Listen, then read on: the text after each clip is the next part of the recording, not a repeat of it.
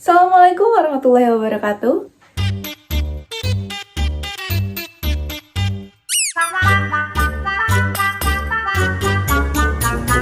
Hai semuanya, perkenalkan nama aku Asmia Vipa.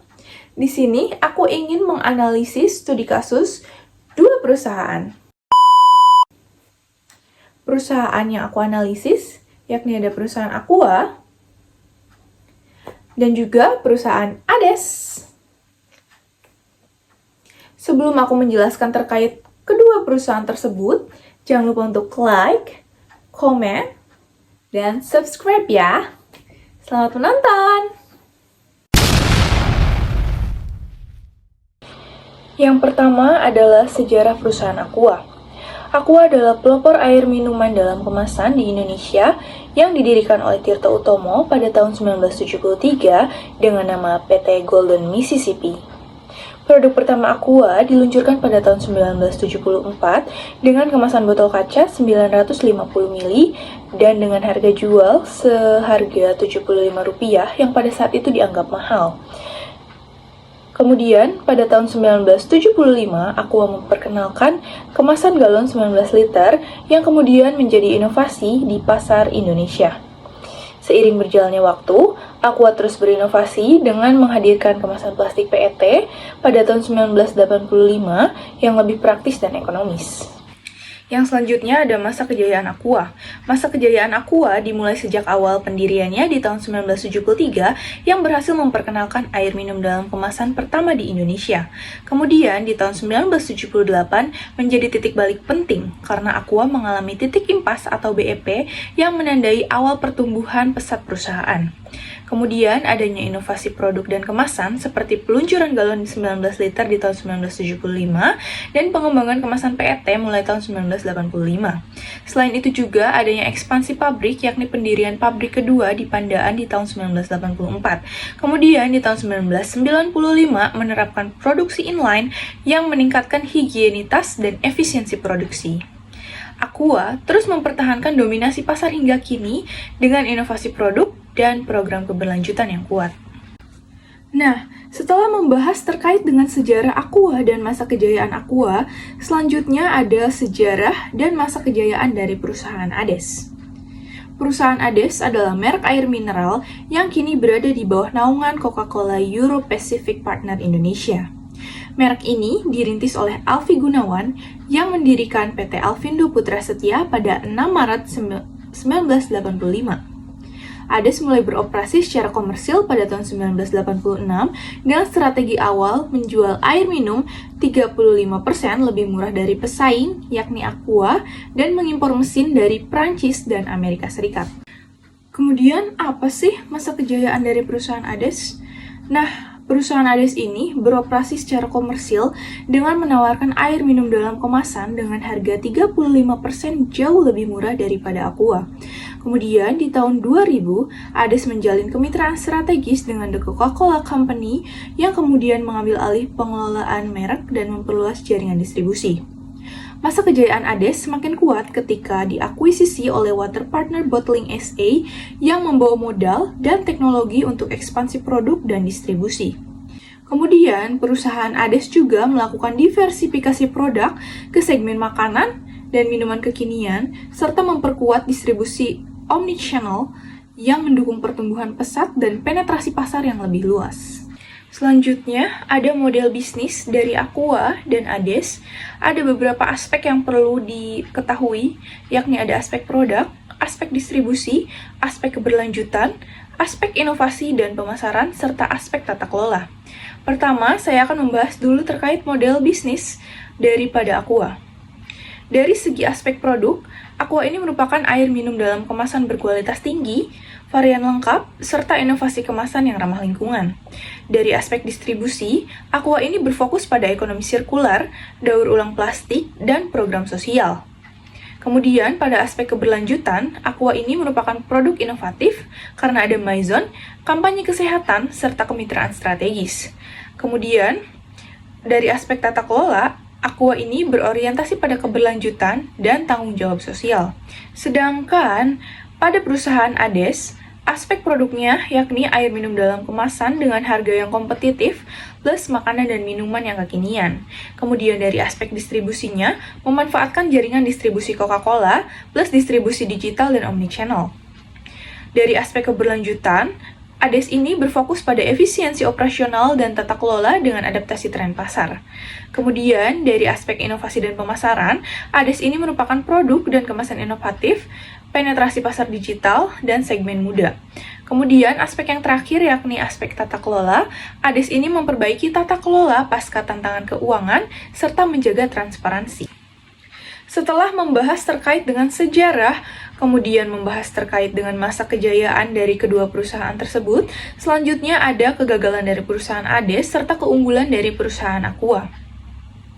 Hal ini dilihat dari 5 aspek. Yang pertama ada aspek tata kelola, aspek keuangan, aspek pangsa pasar, aspek strategi bisnis, dan yang terakhir ada aspek reputasi. Dimulai dari kegagalan aspek dari segi tata kelola keuangan, karena ada masalah manajemen laba dan pencatatan keuangan yang tidak akurat sehingga merusak reputasi perusahaan ADES tersebut. Dari segi aspek keuangan, overstate financial report, serta marginnya rentan terhadap biaya bahan baku. Selain itu juga dari aspek pangsa pasarnya lebih kecil dan kalah dari Aqua. Kemudian, aspek strategi bisnisnya, perusahaan ADES ini perlu memperbaiki fokus dan tata kelola, kemudian adaptasinya yang lambat. Sedangkan dari aspek reputasinya sendiri, terdampak negatif akibat isu keuangan yang tadi sudah saya jelaskan. Kemudian untuk keunggulan Aqua dari aspek tata kelola ini, tata kelolanya transparan, produksinya higienis, serta kualitasnya terjaga. Dari aspek keuangannya sendiri, perusahaan Aqua ini menjaga margin dengan efisiensi produk dan distribusi yang luas. Dari segi aspek pangsa pasar, Aqua ini merupakan pemimpin pasar dengan lebih dari 60% pangsa pasar di Indonesia. Kemudian dari aspek strategi bisnis, Aqua memiliki inovasi produk, distribusi yang luas, kemudian pemasaran yang efektif. Dan yang terakhir, aspek reputasi daripada Aqua yakni reputasinya yang kuat dan dipercaya konsumen selama puluhan tahun. Nah, berbicara tentang pangsa pasar, untuk merek Aqua sendiri merupakan pangsa pasar terbesar di Indonesia dengan pangsa pasar AMDK lebih dari 50%. Posisi pasarnya ini sebagai pemimpin pasar dengan karakteristik konsumen yang loyal, citra kuat, serta distribusi yang luas. Kemudian, nomor 2 ini disusul dengan Le Mineral dengan pangsa pasar AMDK di 17 hingga 19%, dengan posisi pasarnya pesaing utama kedua, dengan karakteristik konsumen yang urban, kualitas, dan inovasi produk. Kemudian di posisi ketiga ada ADES dengan pangsa pasar AMDK di 12%. Kemudian untuk karakteristik konsumennya sendiri, konsumen yang peduli akan kesehatan dan kebersihan. Posisi keempat disusul oleh Cleo dengan pangsa pasar di 5 hingga 8%, dan sisanya di 28% diisi oleh perusahaan kecil. Kemudian, apa sih hubungannya perusahaan Aqua, perusahaan ADES dengan ekonomi manajerial? Kita bahas satu-satu ya, mulai dari perusahaan Aqua terlebih dahulu. Apa sih hubungannya dengan ekonomi manajerial? Jadi, hubungan antara perusahaan Aqua dengan ekonomi manajerial, yakni perusahaan Aqua menerapkan analisis lingkungan internal dan eksternal untuk merumuskan strategi bisnis yang tepat. Kemudian, perusahaan Aqua juga mengelola sumber daya air secara berkelanjutan dengan investasi teknologi efisien yang meminimalkan penggunaan air dan dampak lingkungan, sekaligus menjalankan program pemberdayaan ekonomi masyarakat sekitar pabrik. Yang terakhir, Aqua ini menggunakan konsep Creating Shared Value atau CSV untuk mengintegrasikan kepentingan bisnis dengan kepentingan sosial dan lingkungan, sehingga investasi dalam keberlanjutan menjadi bagian dari strategi bisnis yang menguntungkan jangka panjang. Nah, selanjutnya, hubungan antara perusahaan ADES dengan ekonomi manajerial, yakni perusahaan ADES membuat keputusan strategis terkait diversifikasi produk, ekspansi, distribusi, dan pengelolaan biaya untuk bersaing dengan pemain besar seperti perusahaan Aqua. Kemudian, perusahaan ADES perlu mengelola biaya produksi dan distribusi secara efisien untuk menjaga margin keuntungan di tengah persaingan ketat dan fluktuasi harga bahan baku yang merupakan aplikasi dari manajemen biaya dalam ekonomi manajerial.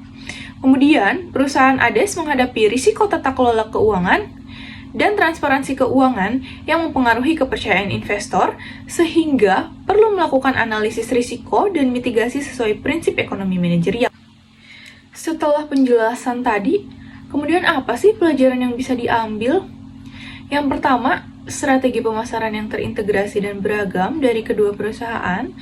Kemudian, penting adanya konsistensi kualitas produk sehingga konsumen memiliki rasa percaya dan loyal terhadap apa yang kita jual.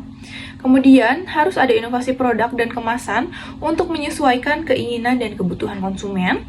Kemudian, distribusi yang luas dan terintegrasi sehingga mendapatkan pangsa pasar yang lebih luas. Kemudian, peran green marketing dan kesadaran lingkungan juga menjadi hal penting. Selanjutnya, peran brand awareness dan edukasi konsumen, dan yang terakhir, adaptasi dengan tren dan teknologi digital. Kesimpulan yang dapat diambil yakni Aqua berhasil menjadi pemimpin pasar air minum dalam kemasan di Indonesia berkat inovasi produk, distribusi yang luas, kualitas konsisten, dan komitmen keberlanjutan. Brand yang kuat dan strategi pemasaran yang matang membuat Aqua menjadi tetap unggul. Kemudian, perusahaan ADES mengalami tantangan tata kelola dan efisiensi, namun menunjukkan kemampuan adaptasi melalui diversifikasi produk dan distribusi digital. Untuk bersaing lebih efektif, perusahaan ADES perlu memperbaiki transparansi dan memperkuat brand awareness. Kedua perusahaan menerapkan prinsip ekonomi manajerial dalam pengambilan keputusan dan pengelolaan sumber daya. Keberhasilan industri ini bergantung pada inovasi, kualitas, tata kelola yang baik, dan adaptasi terhadap tren pasar. Terima kasih banyak telah menonton video aku sampai selesai. Sekian dan terima kasih penjelasan dari aku. Wassalamualaikum warahmatullahi wabarakatuh.